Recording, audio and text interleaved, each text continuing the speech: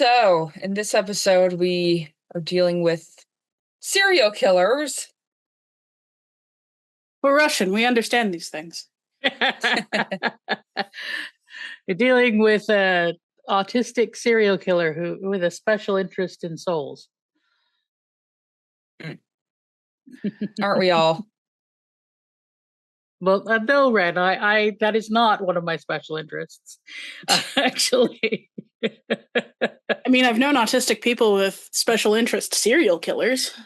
Wait, you've known serial some killers? Of us just focus on traits. Special interest serial killers. Oh, like serial killers are their special interests. I was gonna be like, are you okay? No. Why do you ask? It's 2026. None of us are okay. This is about something. The future. Mysteries. Prophecy. Faith. Struggle. Tragedy. Triumph. Purpose. Justice. War. Peace. Resistance. Alliance. Friendship. Family. Stories. Hi, friends. Salutations. And welcome.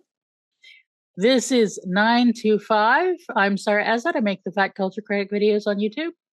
I'm Ren the Barbarian. Yes, Ren the Barbarian, the YouTuber. And I am Zylla Black, and I run the YouTube channel Zyllas Athenaeum. And we are here to talk about Soul Hunter, the big old lore drop that we get in the second episode to give us a little bit about the metaphysics of the Babylon 5 universe and the whole souls are real thing. Soul Hunter. It sounds like an anime. Yeah, it really does. I mean, Soul Eater is an anime. It's a pretty good one. And he's a rogue soul hunter. What's a rogue soul hunter? Spoilers!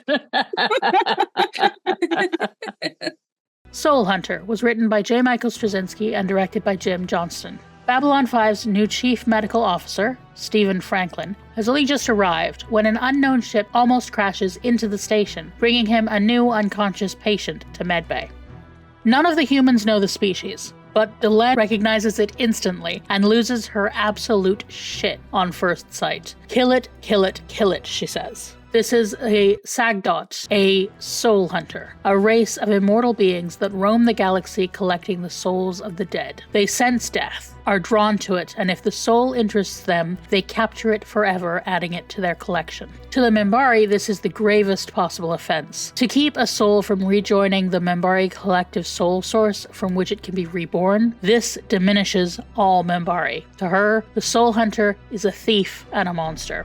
Sinclair listens, but he is skeptical. And then there is a death on the station, and the soul hunter appears to sense it and gain consciousness. Sinclair hears out the soul hunter, who says that yes, he senses death. He collects souls. Not all souls, just the ones he sees as special and worthy of keeping. To him, he is no thief, but a preserver, and the Minbari's refusal to be preserved is, to him, the gravest possible offense. He was there at the death of their great leader Dukat, the death which ignited the Earth-Minbari War. The Soul Hunters came for Dukat, but the Minbari gave their own lives to keep Dukat from them, to let his soul pass on. Sinclair doesn't know what to think, but he can see that the Soul Hunter's presence is disturbing to the station's non-human inhabitants, and so he insists that the Soul Hunter stay in Medbay's isolation lab until his ship is fixed, and then, please, just leave. And that might have been the end of things. But Delenn is troubled by the thought of all those trapped souls in the Hunter's collection. She demands that he tell her where it is. He refuses, but also, in seeing her, he recognizes her. He saw her at Dukat's death. He knows she bears the title Satai, and he knows her soul must be special. The Soul Hunter then breaks out of the isolation lab and kidnaps Delenn, sending the station into crisis mode. This is exactly the perfect time for another Soul Hunter to arrive, one who is actually hunting the first hunter, who, we now learn, has gone rogue. He was driven mad by his inability to collect Dukat's soul. The rogue hunter no longer waits for death, he just straight up kills the souls that he wants to collect. And that is what he's trying to do to Delenn.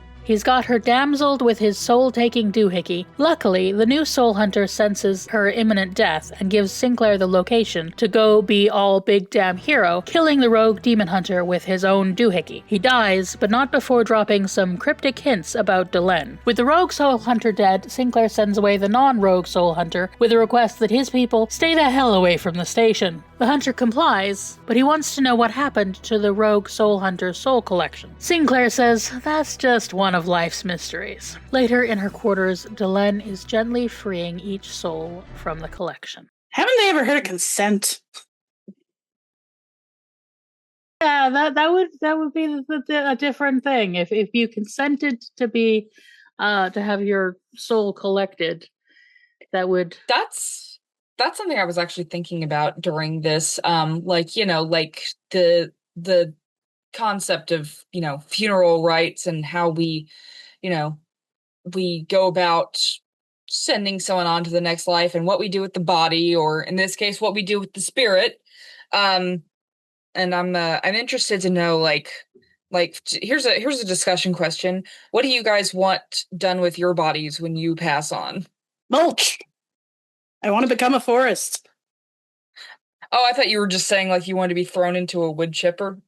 I mean, more or less. I'd like to become compost. Okay, interesting. Sarah? Well, I would donate my body to science, but they don't accept fat bodies. They should. It's something they haven't developed the technology to preserve fat. It degrades faster. If they really cared about fat people's health, they would figure out how to make that work, and then be 100%. able to have fat bodies for people to study. Yeah. But beyond that, like, I don't give a fuck. Bury me in the least, dispose of me in the least hazardous to the environment way.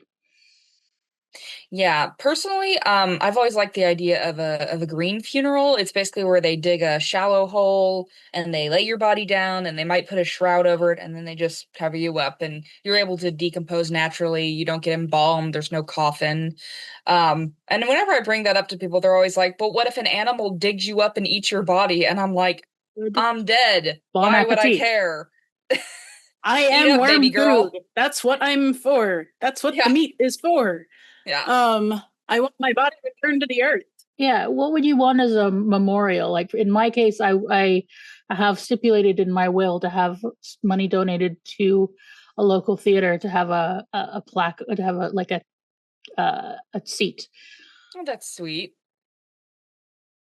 I don't know. I think I'd want, like, every few years for my friends or my family to just take a trip somewhere, just have fun in my spirit, That's amazing.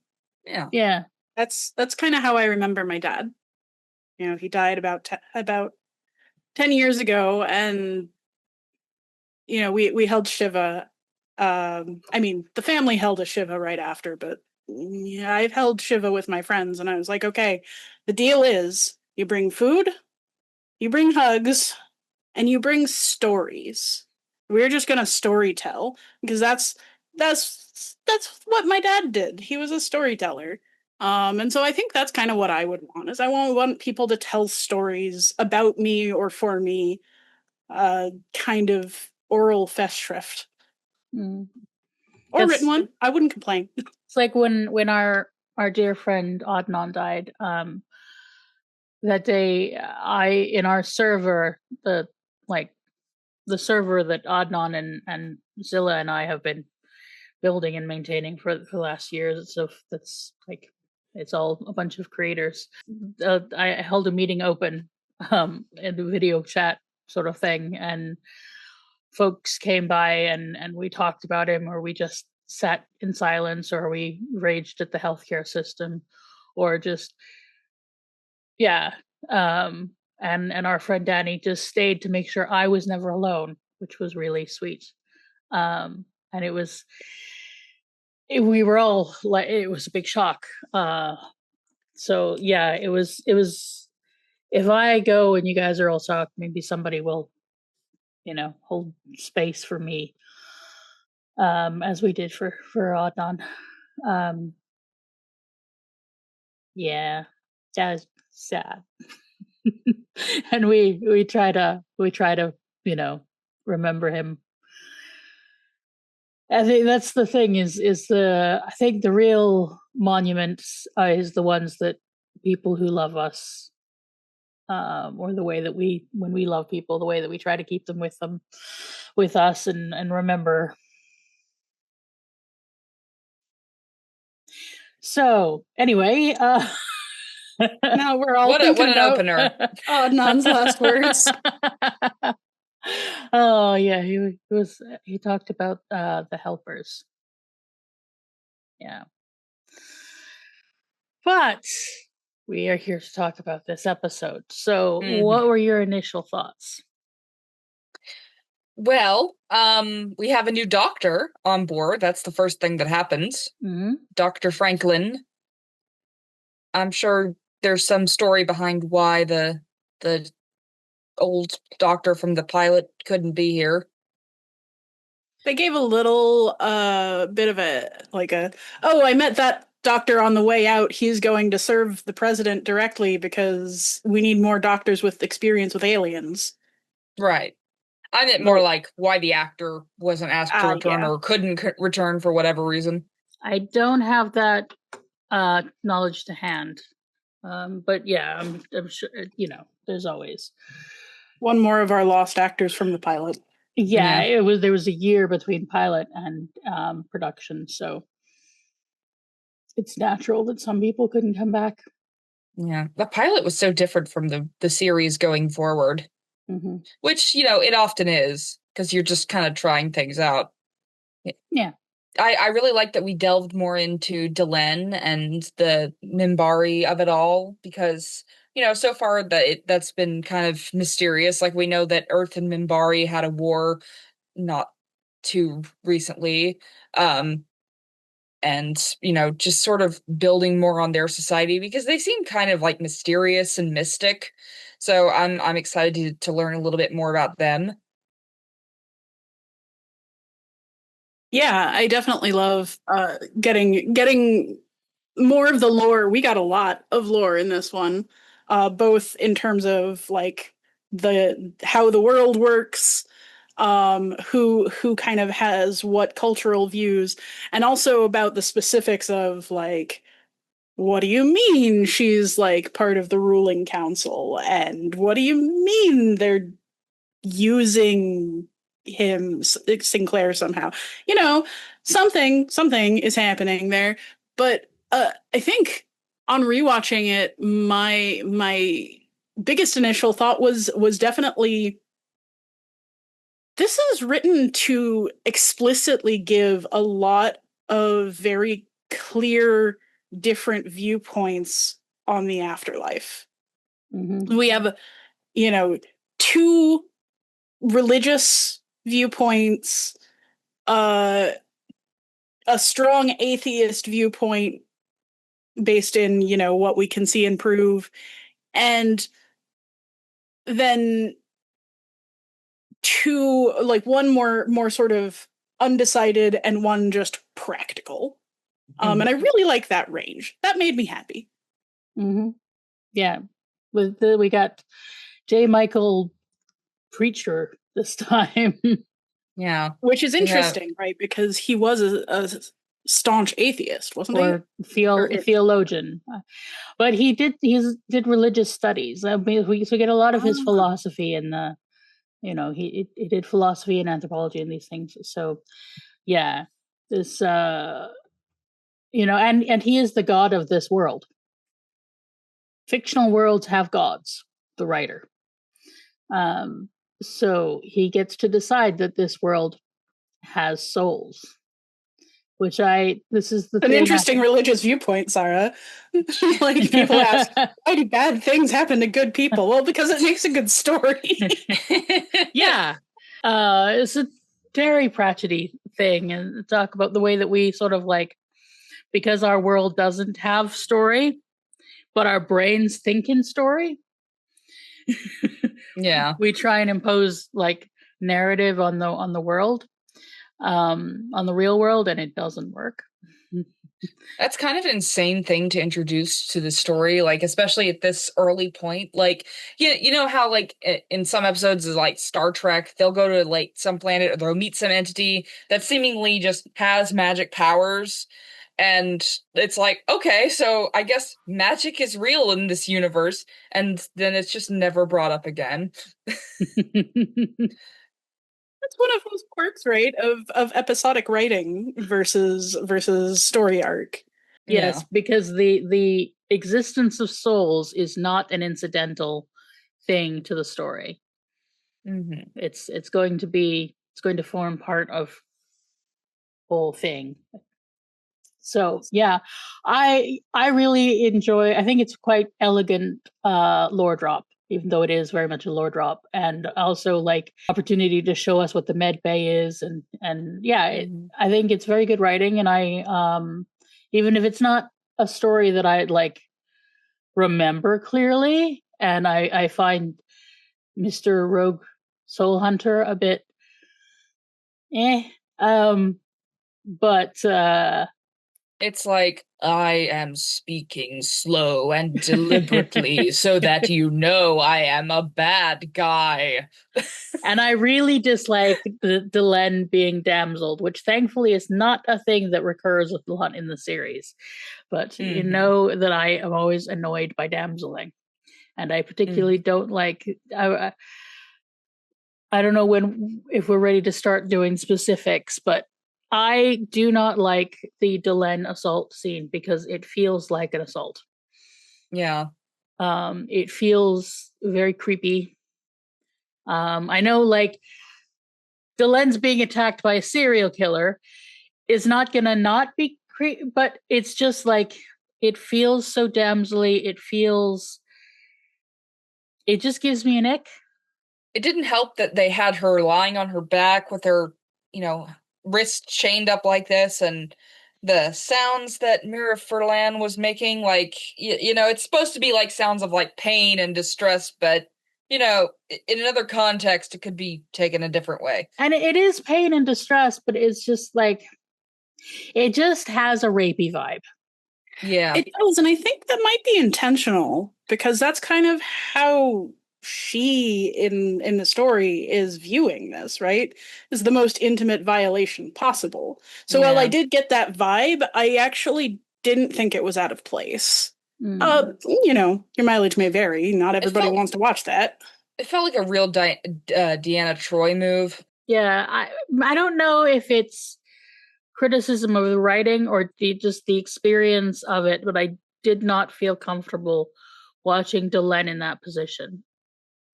And I think it's unusual in a JMS thing to have the damseled woman. I mean, we'll have a few of them the series, but it's not as much as writers usually do. And often it feels very voyeuristic, and I don't know if it was voyeuristic. I don't know if I was supposed to.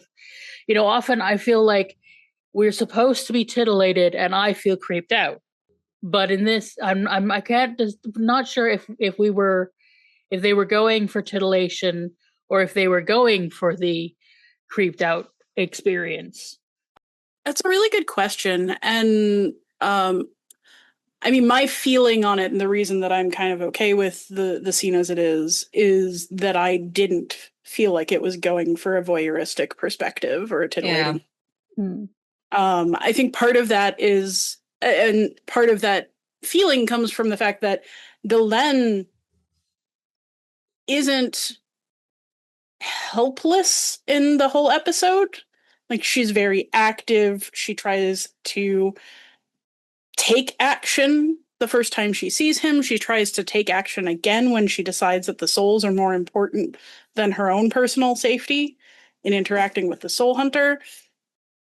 And I don't know. It really felt to me like a callback to they originally perceived this character as ungendered. It didn't feel like gendered violence, even though it felt rapey to me.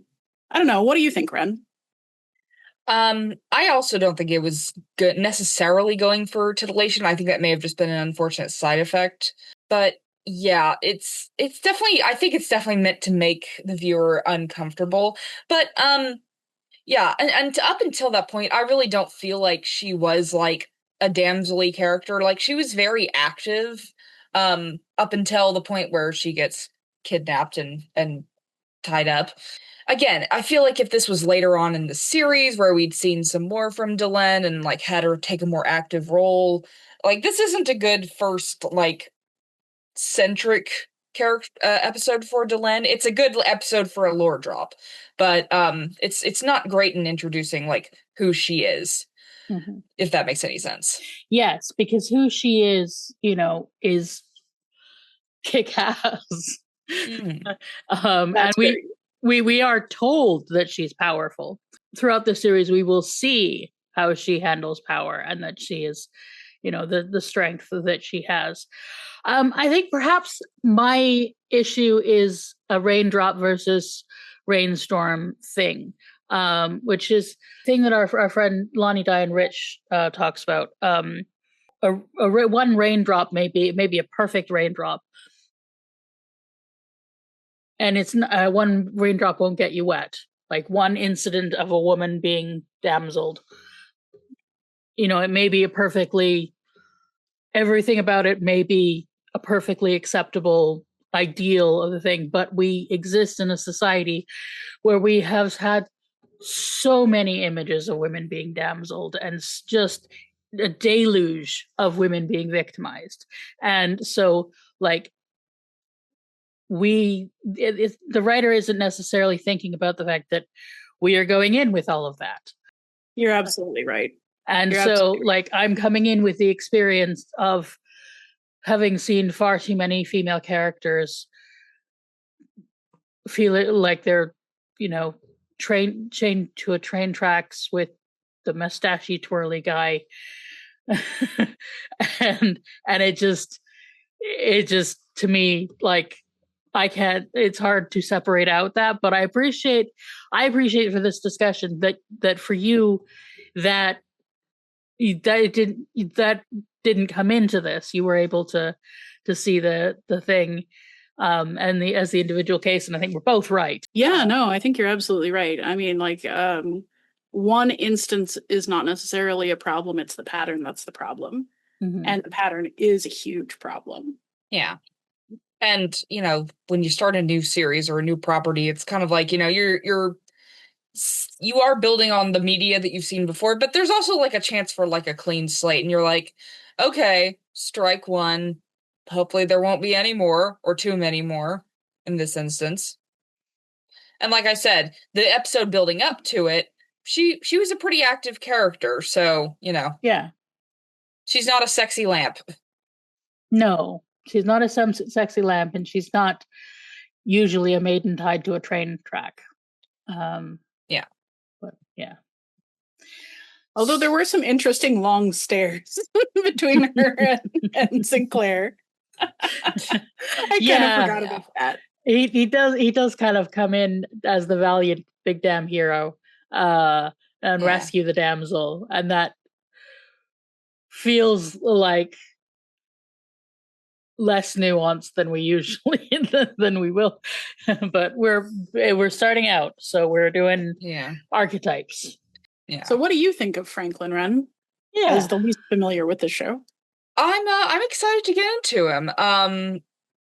I do think we've already had some interesting build up on like how he thinks as a person. He's clearly very scientific, when we're talking about the existence of souls and stuff. He's like, oh, there's no such thing as a soul for real. Like it's not a physical object. It's, it's possible to build a computer matrix of somebody's personality, but and then it turns out that no, actually there are souls. They're real. Are there? Or is it some kind of complex technological copy of a personality that's the created thing. By the doohickey? That's the thing with a lot of science fiction. It's like you never know. It's like, oh, is this some kind of like spiritual, supernatural, fantastical element, or is it like a type of advanced technology that we don't understand and that exists in this world? It's like Arthur C. Clarke said. Mm-hmm. Exactly. Just, it's one of those things where, like, at the end, Franklin says he has that conversation with Sinclair, and he's like, I want to know exactly what you saw, but I still don't believe in a soul. I just want to know what it looked like.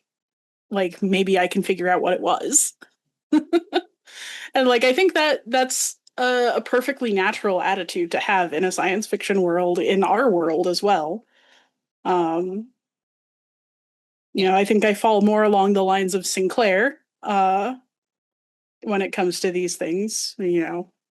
I have seen some things I don't understand, and I would be perfectly open to multiple explanations. But I know a lot of people who are more on Franklin's side of that. I understand why they do it in TV shows, because you want to, like, have the characters have something to talk about. And it would be difficult if everyone just agreed on everything and had the same point of view on everything and the same philosophy on life. I do think, because there's the thing as, like, the Dunning-Kruger effect, where people have done studies, and, like, the less people know, the more sure they are that they know everything about a thing, and that they don't think they have any more to learn. Whereas the more they learn about a thing, they realize, oh God, I actually don't know all that much about this thing. And so you'll have, in TV shows, you'll have very smart characters like Franklin be like, oh well, that's impossible. It's like, I know the truth. I'm not willing to open my mind to anything new. Again, I understand, like, its purpose in, like, screenwriting, because if everybody believed the same thing, your characters would not be able to have very in-depth conversations. For sure. Yeah. I like Franklin. I mean, I don't always. I like his writing. I don't always like him. But he feels he has a very arrogant young doctor-ness, and not like Bashir's, though. Yeah. Yeah, I'm not sure that he's got the chaotic bisexual energy, but yeah, no, he's different from Bashir. But that, having spent my life around doctors, the sort of arrogance is common, but he also, like, he is a seeker. He's got a researcher's mind. He wants to know what, to record what evidence was seen, even if he's skeptical about making any conclusions about souls.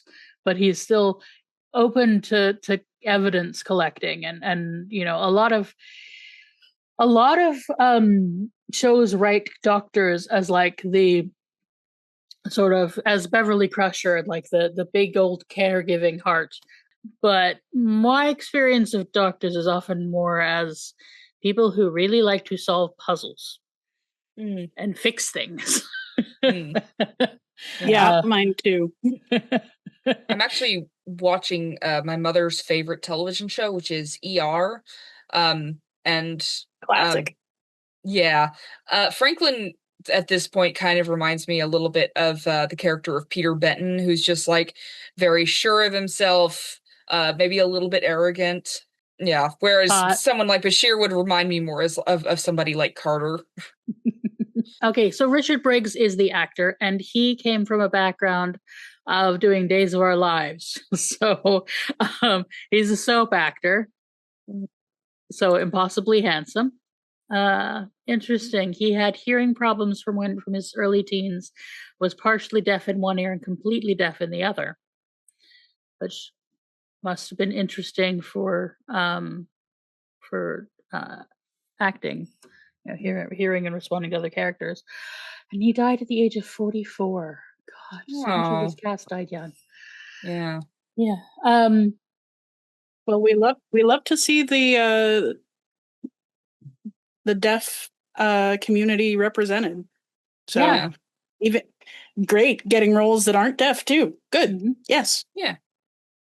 The disabled community needs more recognition, generally. And we should discuss that he is Black representation on a show in the early 90s, in a respected position of doctor. Babylon 5, we will see does have a fair bit of diversity, just generally in the world building, and yeah, so we have a Black American doctor. A Black American doctor, and he's not the only Black person in the episode, even though he is the only named one. Yes. There's a Black actor on the bridge who is recurring. Oh, that's good. Yeah, we will. The back. If you look in the background of Babylon 5, often there is a lot of, a fair bit of diversity. Fair bit of diverse casting in this. Yeah. Yeah. And that's how it should be. It's like diverse casting should be incidental, not necessarily deliberate. I mean, it should be deliberate in the casting room, but in the world building, it should feel incidental. Definitely. You want to make a realistic feeling world, and when you're creating a future, you want to create a future where everyone is there. Mm-hmm. There are pitfalls of colorblind casting, in that if you aren't aware of your own biases, you can overly cast people of color in villain roles without really thinking of it, or not really, or not think about power structures, and things get a bit weird. But yeah, so it's good to have color conscious casting. But that discussion was in its infancy, not even in its infancy, when this was made. It was just they were just walking the walk, and that it can be a very complicated discussion. My thinking in terms of representation is I will not entertain discussion about whether or not to have diverse and inclusive casting, but there's always going to be a conversation about how we do it well. And this is early in the conversation, but they were making the effort, and yeah, it's good to recognize that. And it is just good that we have a named recurring Black character among our and people. He's a strong personality too. I mean, I don't think we got a huge amount of that in this episode, but I mean, we just got to know him a little bit, so like I'd say he's like, in this episode, he's like probably the third most important recurring cast member. And we just see him being competent at his job. Yeah. Yeah.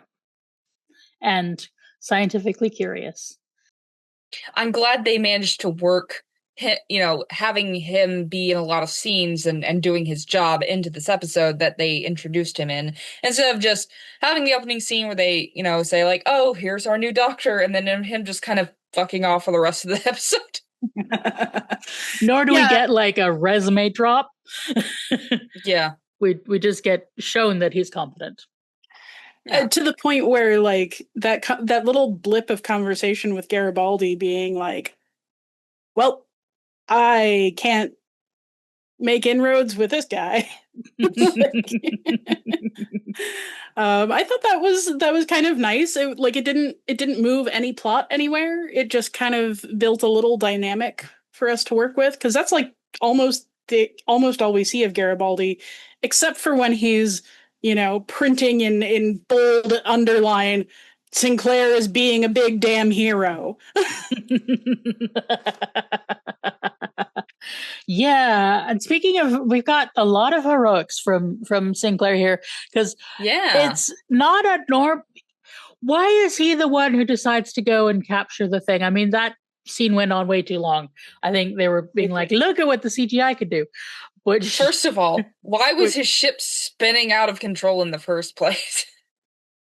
Yeah, I assumed that the other soul hunters were hunting him, and that yeah, the second soul hunter kind of implied that they had almost captured him. Yeah, and barely escaped. So you think they like disabled his ship, and that's why he was just spinning out of control? Yeah, because like parts of that ship were definitely chewed up. Okay, it's like it kind of just felt like very random. Like Yeah, Like all of a sudden there's this ship just flying at the station. yeah. Yes, it was very like, and here comes the plot. Side note of And now we're going to good take way good too Ivanova long. moments. Yes. Like we barely get any of her in this episode, but they're just killer moments. Yes. Oh, I'll yes. have to reread my handbook for a definition of clear and present danger. Well, we lasted a half an hour before we started gushing about Ivanova. Yes, I do think I did, find it interesting that Ivanova was like, why don't we just shoot the damn thing before it hits the station? And Sinclair's like, no, no, no, no, no. I want to try and catch it first. Which, it's very smart, too. but also is, it's very smart, like, from a diplomatic point of view. It's very smart from a diplomatic point of view, but also it is just very funny. Like, but I want to play catch. But also, like, I'm thinking about the whole Picard and Riker discussion. It is not very sensible for the commander to be putting himself in danger like this. Mm-hmm. We have people for that. Yeah. But he is insisting on doing it. Yeah. And that is just an interesting thing to note, that we had him in the pilot episode throwing himself into nearly dying with explodey stuff. And, what was he doing on Midnight on the firing line? I don't think he was. He ran off to lead the rebels thing. And they're. Right now, I'm getting more of a previous field officer struggling with the transition to being put on a desk job. Very much so. And fighter pilot specifically, like he is excited about I want to do the thing. Yeah. And then when they go to search for Delenn, they have 5 people. Why do they have 5 people? I don't know. But he sends 2 and 2 and goes by himself. Just it's not how you do it. He's just he's self-preservation of a guppy. Mm. One weird little detail that I really loved was in the last scene where he's alone in his quarters and he's talking about time, which is a minor theme of this episode that I would love to tug on. In the background on his wall, there is a clock made out of the Sinclair airplane logo that looks like it's torn from a plane, like a piece of shredded metal. That is such a small detail, but it just fills my heart with joy. Yes, kudos to the production design team. Yes. Mm-hmm. Although I'm not sure about the design of the Soul Hunter. Bald caps all tend to look bad, and the little clitoris diamond stone clitoris in his head. thing. It just the third eye gem. The design, like with the little thing that wraps around, it reminded me more of a Ferengi than anything else. Yeah. Or handsome Squidward. Because it is an extra large cranial area, exactly. Yeah, because I'm sure because they had to stuff the actor's hair into a bald cap. But they did really try to make it look very skull. Like they had the marks of between the cranial plates showing on it. It was just very, I don't know, I kept thinking only something immortal could fear death so much that they're willing to violate people's consent to keep a copy of them. Interesting. Yeah, interesting. Say more. So like I said, one of the themes of this episode is time and the time that we have. And I think the best distillation of my personal views on this are actually a Franklin quote where he and Ivanova are overseeing the spacing of the body of the grifting rando from the beginning of the episode. It doesn't matter who he was. They want to treat it with respect, and particularly Ivanova seems very sincere Yes, I in love that. performing her duty for no one. No one is there to witness her except Franklin and the bridge officers who are not paying attention to that aspect. Franklin's meditation on death, on the time that we have on this earth, is something that I have said many times. As a historian, particularly as an ancient historian, I have a lot of trouble remembering that I only get like max 100 years to witness this world. Mm-hmm. And that just never seems like enough. It's a blip compared to everything that's out there. If I could, I would choose to be immortal so that I could continue witnessing, continue participating. And I know people who would not. You know, I've often been surprised at how many people I know were like, I would not want to stick around more than my share. Maybe like, you know, long enough to see my grandchildren grown, but like not longer than that. And I don't get it.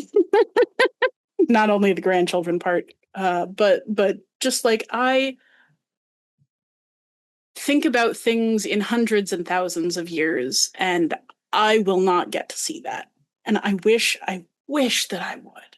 I wish that I could. That would be amazing. And as Ivanova says, no matter how long we live, doesn't matter, we're still human. And, you know, it's sort of in the context of like, we're still going to make the same mistakes. We're still going to, you know, it's not that we're getting older and wiser, it's that we're people, and people do people things. And, you know, she makes a joke out of it, but I think that's a pretty realistic view. It's very practical, she's very Russian. Ivanova. But She's Russian. right, exactly. And if you know much about Russian humor, the culture of Russian humor, that is, as far as I can tell, spot on. In fact, it's a little bit light. Russian humor tends to be very black, death focused. I gotta be honest, I would not want to live forever. I think it would be lovely to have longer than we have, and to be able to see, to see the world change and grow. But I would not want to be outlive. The thing about living forever is that everyone and everything you love dies, and that would be a lot. I think that would be too much, for me. It would be too much of me unchanging and the world, you know, so many things ending. More time, yay. Unlimited time, no. I think I feel like there needs to be an end point. It would be nice if it wasn't, you know, the sort of degradation that we that we live with, the way that we. It would be nice if we could live for longer and end on a just end without the Yes, as so much Greek pain. mythology tells us quite bluntly, immortal life without immortal youth or immortal good health is not actually all that desirable. No. As for me, I don't know if this is gonna sound a little odd, but I've always found that there's something beautiful in the fact that very few of us will leave a lasting mark on this earth. There are so many of us who live and die, and our names do not go down in the annals of history. And you know, I think there's actually something oddly beautiful about that, about the endurance of humanity itself, but also the universe, and how things just kind of keep moving. It makes you feel like a drop of water in a river, and you know, the river just keeps flowing. I don't know if that makes any sense. It It does. absolutely does. Yeah. I've actually got a whole video that's kind of about that. It's sort of about the difference between existentialism and nihilism is this thin line between nothing matters and nothing matters and that's awesome. Yeah, And positive that's why I wouldn't nihilism. want. It's called when you Or existentialism. I mean, well, they're not. like it's a kind of existentialism because there's a few different, but that to see like nothing matters but nothing matters but this moment, or nothing matters but what we do. That means that what we do is everything. To Yeah. paraphrase The two pieces, the angel episode, but also like yeah, it's just the like two pieces of media I always turn to for this are Everything Everywhere All at Once and Lecky's Ancillary trilogy.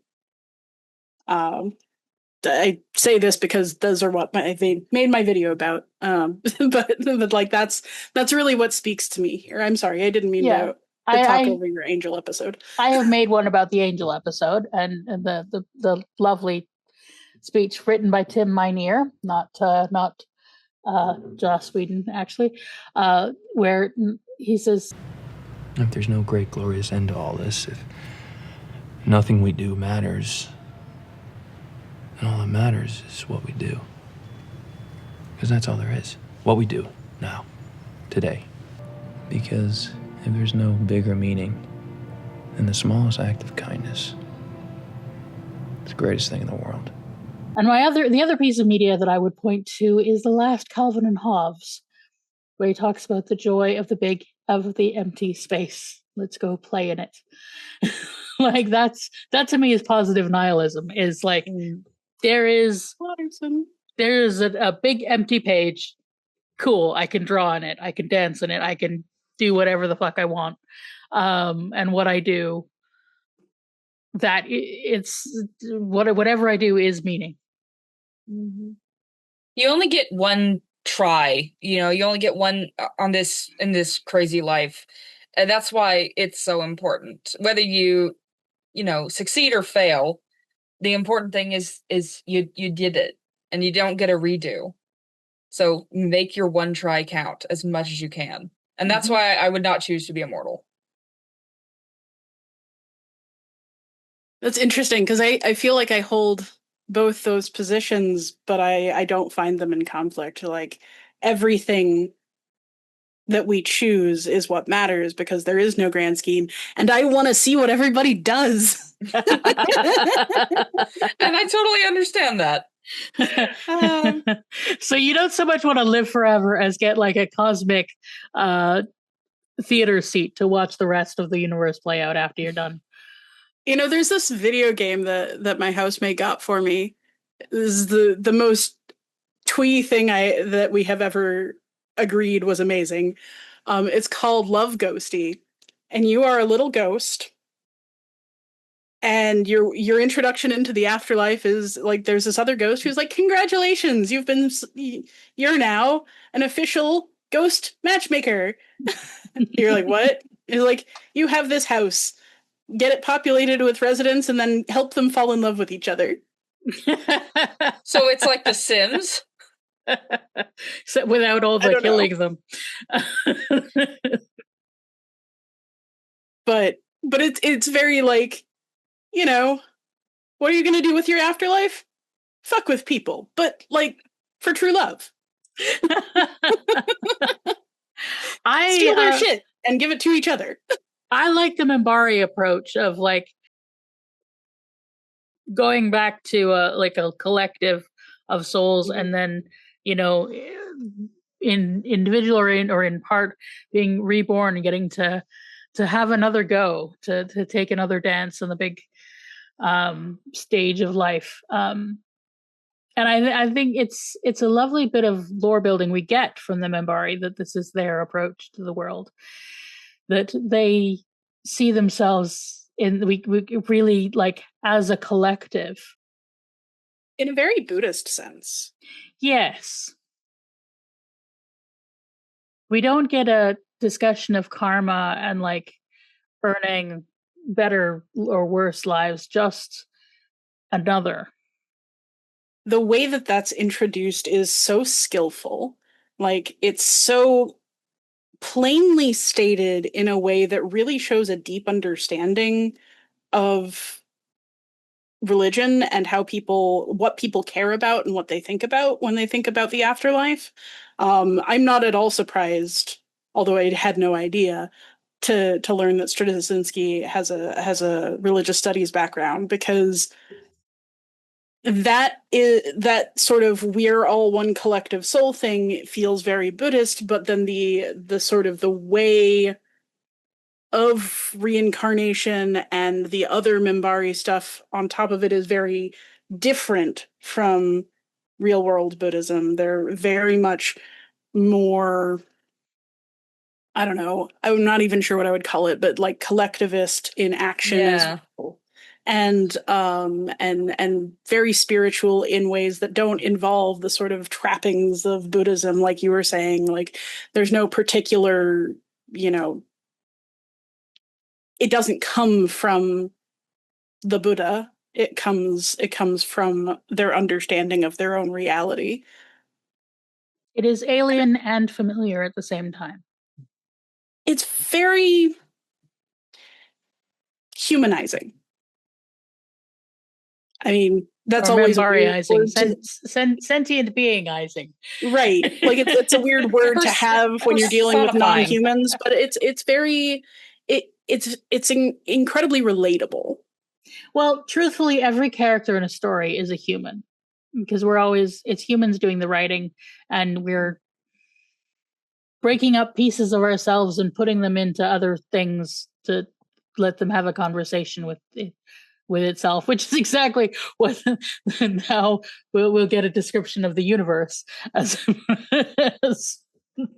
dividing itself into beings in order to understand itself. But like, that is kind of the process of writing. That is kind of the art making, is putting yourself, the self-alienation that Hegel talks about, of like putting bits of yourself into the things you create, and then when you get to sort of get to know those bits, as you reabsorb them or share them with others. It occurs to me that I didn't quite finish my thought earlier when you asked me to say more about why I think only an immortal would be so afraid of death. It makes sense thematically for these soul hunters to be immortal conservators, because from their perspective, there is no possibility of afterlife, right? There is no reason for death, because obviously continued existence is possible. And so losing things is unthinkable. Losing things that you care about is like, what do you mean I'm going to have to exist for the rest of eternity without the great leaders of these other peoples whose knowledge I want? Like, that's the kind of fear of death that I think is sort of rooted in immortality, in that vantage point. I've talked about how I would want to be immortal, but I want to be immortal because I want to see the change. I want to see what happens. And this is the opposite, is the fear of change. Yeah. Sorry. I just wanted to throw that back in there. It's a good thought. So since we were talking about the Minbari soul stuff, how about the Minbari mysteries? We got the Lenin Satai. What do we think that means? Well, they said in this episode, they said that it's like some kind of like leadership position. And the guy was like, what is this Minbari Satai doing, being an ambassador on a space station? So, she must have been somebody pretty important. Not that ambassadors aren't important, but like, it sounds like she was, one of the real big cheeses making the big decisions and stuff. And now she's just kind of, and we have another ambassador character Londo, who didn't appear in this episode. And with him, it's you kind of get the feeling that like he's just here because he has like the right connections. He was related to the right person or something. Whereas Delenn clearly is here by design. Like this wasn't just like some random posting. Like she is here for a purpose. And I'm people who've already seen the show know probably going forward what she's up to. But I'm looking forward to seeing where that goes. Yeah, definitely. And what did you think of the, the mysterious hints about Sinclair and the Minbari having some kind of plan about Sinclair? We know that in the human Minbari war that there was some last big battle that he was a part of when all of a sudden like the Minbari just like surrendered out of nowhere, even though it looked like they probably could win this thing. But they just surrendered, which has always been kind of a question of like, why did they do that? And Sinclair said that he has a hole in his memory. And so clearly, like, there's some kind of plan for him on the Minbari's part that they've arranged so much stuff to get Delenn and Sinclair into these positions where they can affect each other. And I'm really looking forward to that. And of course, you have to take the Soul Hunter's word with a grain of salt, but he's saying like they're using you. And Delenn herself, she seems like a very sweet, caring, empathetic person. But if we don't know the motivations of this Grey Council that's been brought up. And of course, she could be wearing a mask. It could be, sort of a disarming tactic. It's all very up in the air. It's really good foreshadowing. It makes you want to know more. Mm-hmm. Yep, definitely does. The Grey Council is an interesting thing to drop. I really love Sinclair's attitude towards it. It's so interesting. He's like, something is up. Mm-hmm. Something is definitely up. I'm not going to find out anytime soon, and that might be okay. It's almost like he knows he's a character in a TV show. Somehow I don't think she's ever going to finish that thought. And the other bit of lore that we got dropped is we learned about Dukat. Mm-hmm. So this show has a Dukat too. Yes, this is something bit of a different story here. A very different story. But it's a good name. You gotta Yeah. Sounds like Ducat. So we have learned at least a little bit about how the Earth Minbari War started, which is there was the death of this great leader. And I think, and that's an interesting tidbit to drop. And it's also is interesting to me, just thinking about who the Minbari are, that they were willing to lay down their lives so much and so willingly to protect his soul. Not even his life, but his soul. That speaks to a value of leadership, or I do know where this goes, so it's very hard to speculate when I do know. But it's an interesting thing to note about them, that they have this, that as a culture they were so willing to lay down their life for a leader. And also we now know that Delenn was there and that she is a leader. Mm-hmm. I do think with this show and Deep Space Nine, there's an interesting intersection between where the line is drawn between spirituality and politics, because the Bajorans are a highly religious people, as we know, and their religion and their belief in the prophets, it's more than just a religion. It's like, it affects matters of state. And it seems like whatever the Minbari believe, at this point. It's still unclear. It clearly also has some effect on policy and matters of state, and whatever this Grey Council, whoever they may be and what their purpose is doing and the moves they're making. So I find that comparison kind of interesting. Mm-hmm. One thing I really found interesting about the way that Delenn reacts to the Soul Hunter is we see her act actually very out of character for her. She's usually very calm, and you can see that she's usually very calm, but she both freaks out and tries to do violence, and then begs on her knees to Sinclair to send him away. And when we think about, she's part of the ruling body, this Grey Council, begging on her knees to some human about something that she finds so deeply sacrilegious that she was willing to kill over it. Like, that's really powerful, actually. Yeah. It makes you wonder, who was she worried about the Soul Hunter being here to kill? Well, the Soul Hunters don't usually kill. That's kind of the thing. But okay, the soul let me he was rephrase. coming to take. Let me rephrase. It makes you wonder whose death was imminent. Yeah.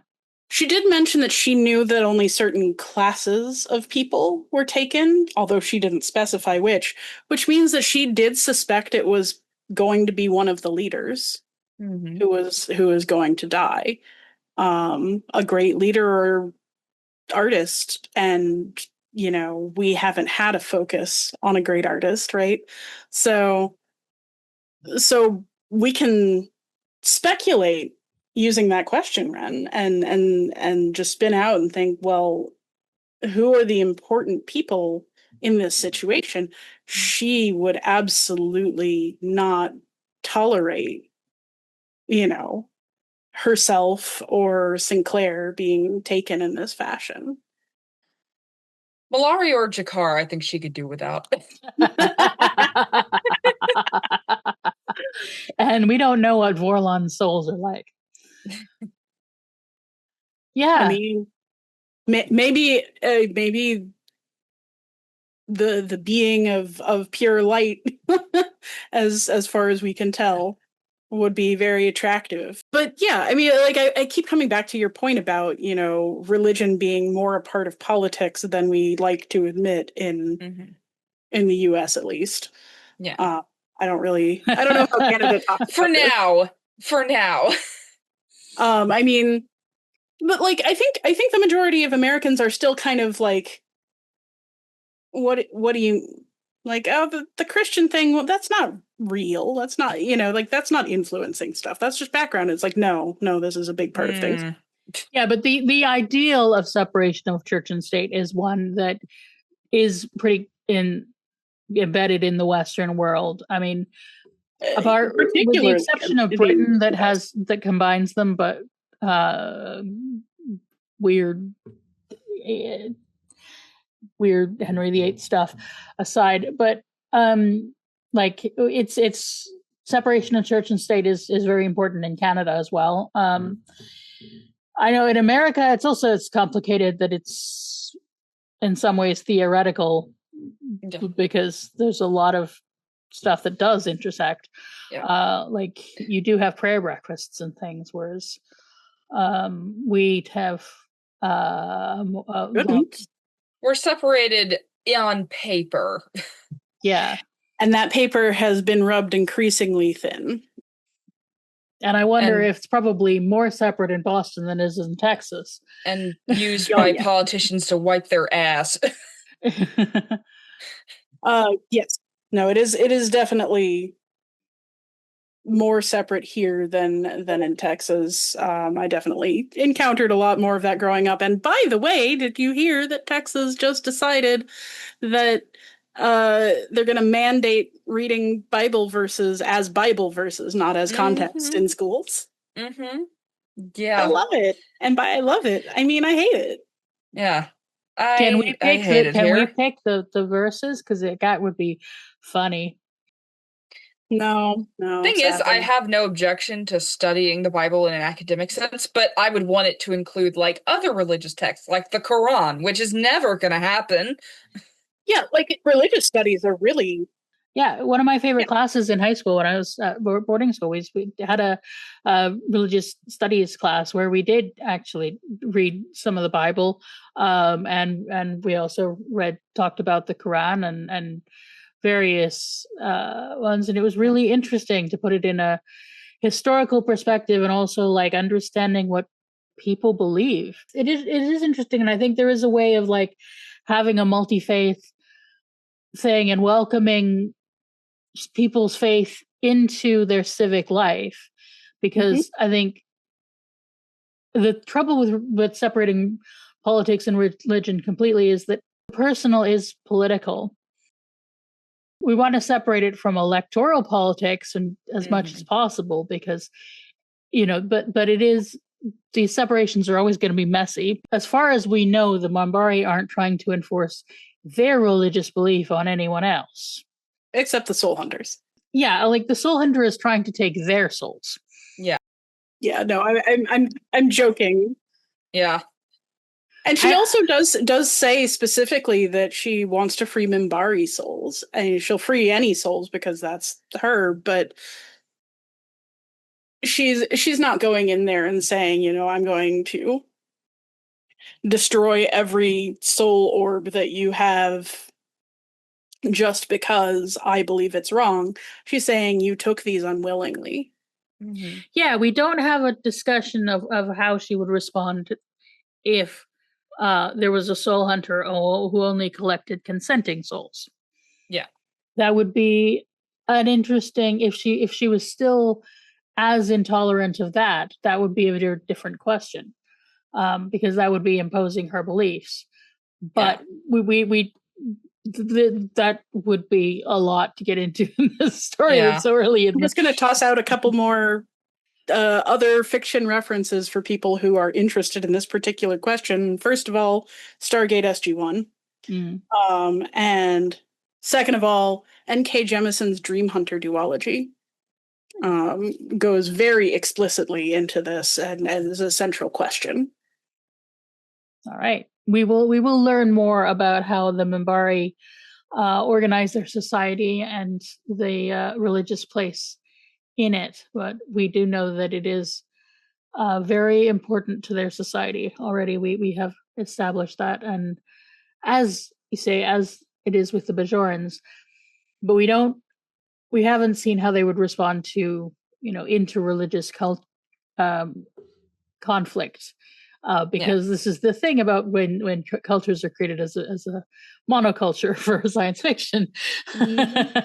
Yeah. Religious minority is really the issue that separation of church and state is trying to deal with, right? Because it's not that there's anything wrong with somebody having faith influence their political decisions necessarily, but a prayer breakfast is almost certainly going to be a Christian, specifically a Protestant prayer breakfast, and that leaves a lot of us by the sidelines. Not just atheists. There's a big fundamental issue with a lot of religious zealots, which I think is being shown off in the part of the soul hunters, is that they can't accept that people actually truly deeply believe things other than how they see the universe. Yes. And you see this a lot in all kinds of religious zealotry.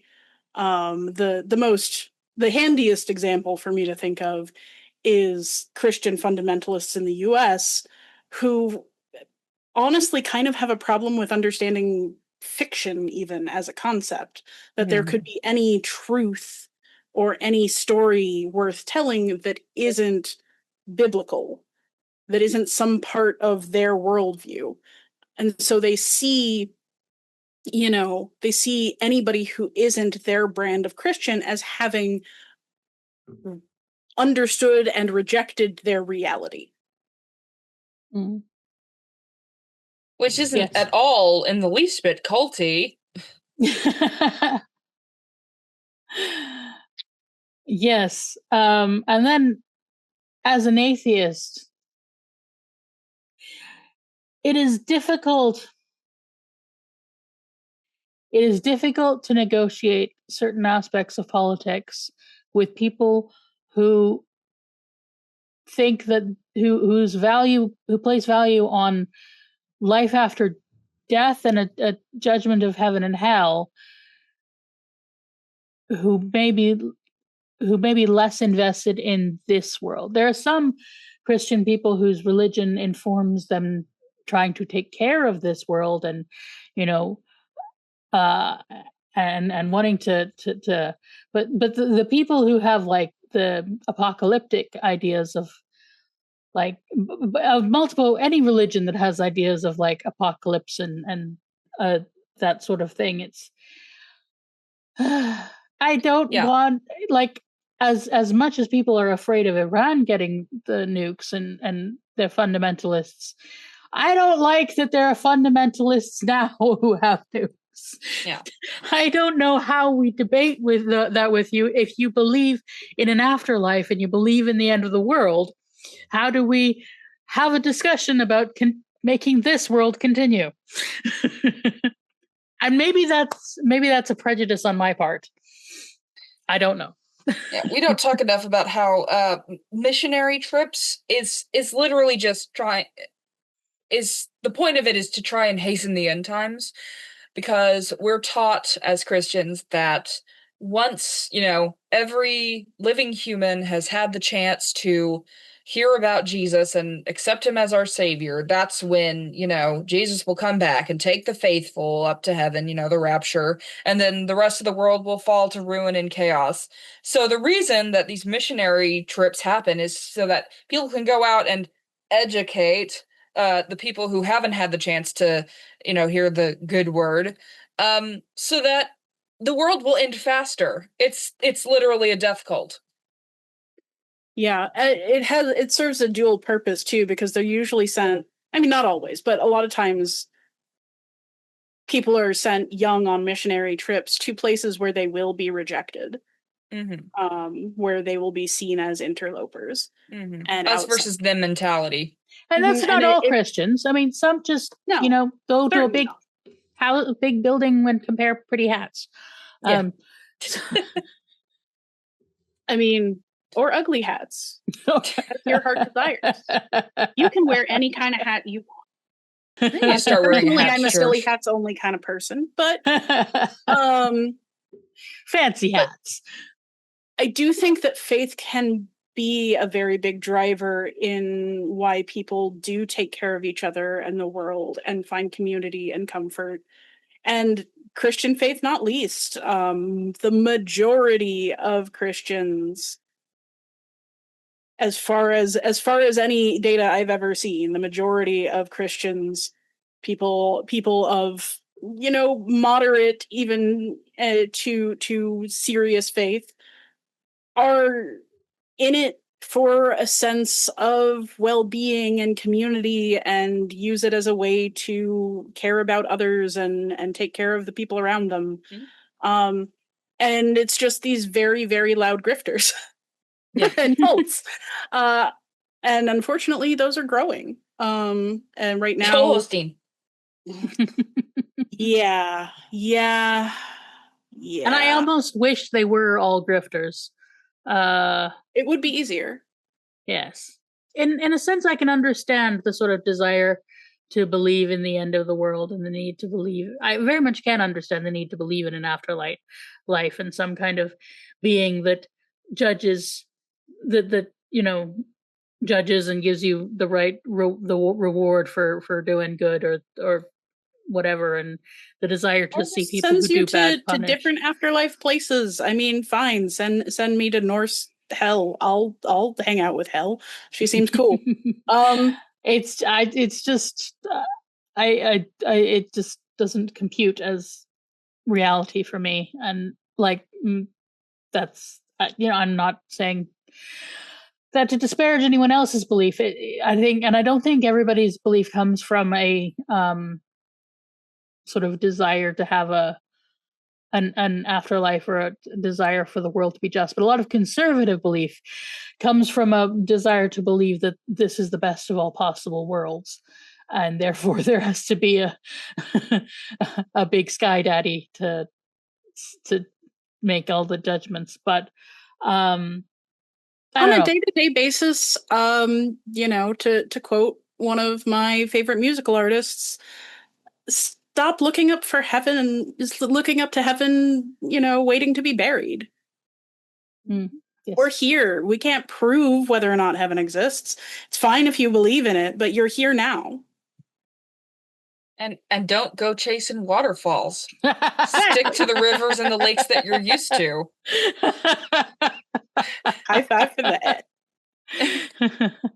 Anyway, that's off topic. It's just while we're seeing a very religious society, it brings up a lot of thoughts about religious societies there. And yeah, anyway, that's the mark of good sci-fi.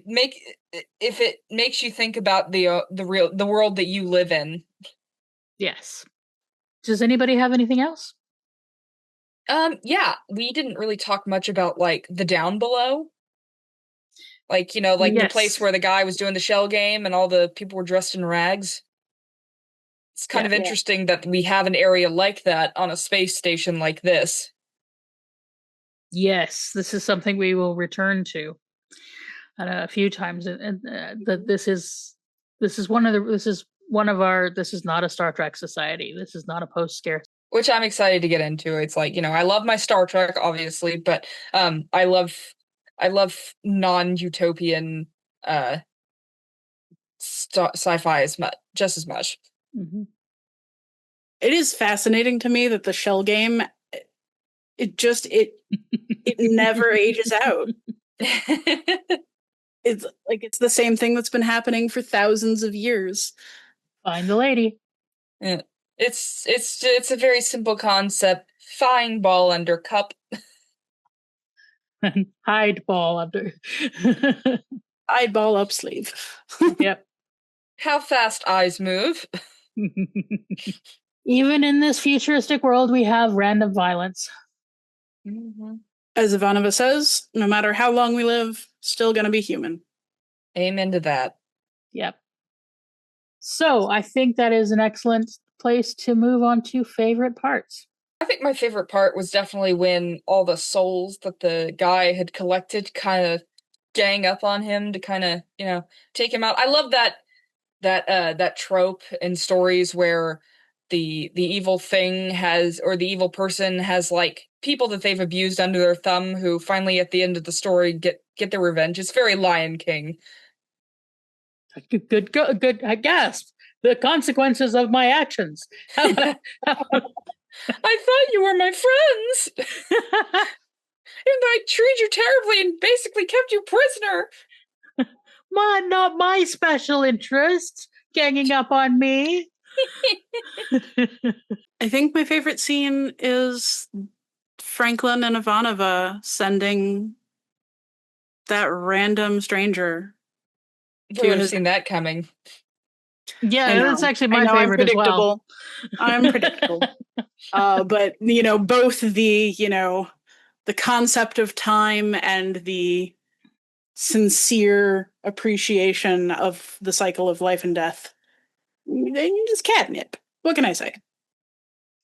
I love that even though this is a complete nobody who's just been scamming people in the down below and random violence, Ivanova takes it absolutely seriously. We commit this body to the deep. And, she is sincere, and it speaks volumes to me about her. Even more than the speech she gives, that this is a person who cares that much about the people on her station, the lowliest person on her station, possibly, is still, who has no one. We are told he has no one, and she still cares. And Franklin too. He's there to witness. Amen. Yeah. So We commit this episode to the deep. But not before we give our socials out. But first, come Next on. time, 9 to 5. Our next episode will be Babel. We will be losing our language, apparently. I don't know. What do you think, Babel? Any thoughts on what? I'm thrilled for any episode about language. This will be fun. Oh yeah. We'll see. But yeah, a title like that, there's some languagey stuff coming. Or maybe it's about a person named Abel who gets turned into a baby. So they call him Babel. Like baby Abel. Babel for short. Or possibly they just decide to build a big tower in the middle of the station. And if you were a hot dog and you were starving, what would you eat yourself?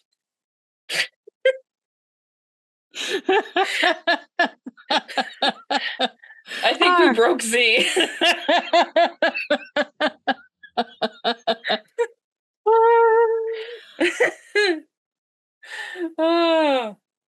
So that is in 2 weeks. Thank you for joining us. And now, if you'd like to tell the folks where they can find you. Ren, would you get to go first? Well, you can find me here on YouTube as Ren the Barbarian. You can also find me on Tumblr, Instagram, and Blue Sky as Ren the Barbarian, or on TikTok as The Real Ren Shady. I make content about Star Trek and other pop culture-y stuff that pops into my head. Just, it's a good old time. Z? I'm Zylla. I am on YouTube at Zylla's Athenaeum, where I talk about lefty stuff, activism, board game media criticism, existential book stuff. And I also do Archeo Gaming. You can follow the live streams of my Archeo Gaming, where I play video games with ancient studies content and talk about it.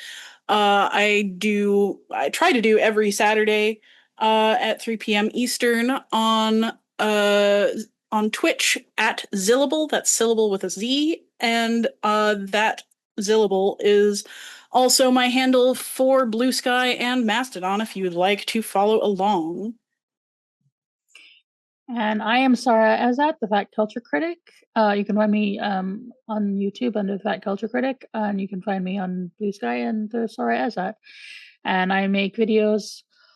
Mostly, I seem to be doing the conversations about joy thing at the moment, but maybe I'll do other videos as well, depending on time. But those are very enjoyable. I don't know who this month of July will be necessarily, but they'll be someone interesting. Yeah, that is where you'll find me. And so with that being said, thanks for joining us. We commit this podcast. We commit this episode to the deep.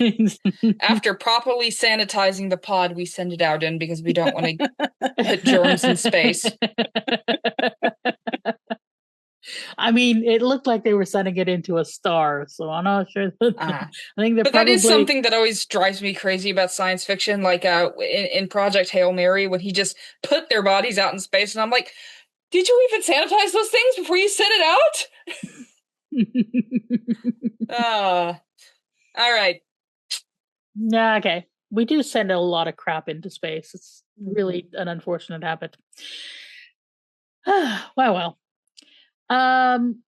So yeah, we'll just sign off with live long and prosper. No boom today, boom tomorrow. There's always a boom tomorrow. Sooner or later, boom! 9 to 5 is produced by me, Sara Ezzat. Editing duties are shared between me and Ren, and our wonderful theme music is made by Samantha Duke.